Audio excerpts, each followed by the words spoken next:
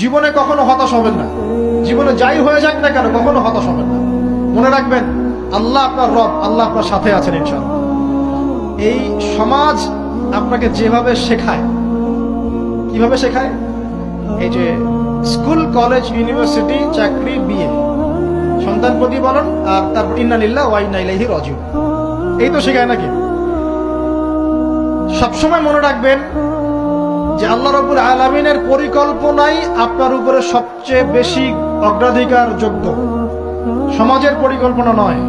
পরিবার আপনাকে চাপ দিচ্ছে, চাকরি পাস না, পড়াশোনা করিস না, হ্যাঁ পড়াশোনায় কেন তুই 80 নম্বর পাইলি না, কেন চান্স পেলি না, কবে চাকরি পাবি, কবে আমাদেরকে দেখবি, খাওয়াবি, পড়াবি, এই যে চাপগুলো চারপাশ থেকে আসে কিনা, এতে করে অনেক যুবক দেখা যায় মাদকাসক্ত হয়, অনেকে দেখা যায় আত্মহত্যা করছে, ইদানিং করছে কিনা ভাই?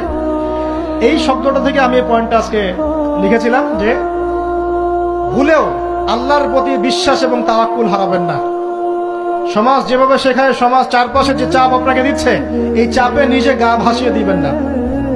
আপনি আল্লাহর কাছে দোয়া করবেন, আল্লাহর কাছে পথ চেয়ে নিবেন এবং আল্লাহর প্রতি তাওয়াক্কুল ভরসা করবেন, কখনো আত্মহত্যার পথ বেছে নিবেন।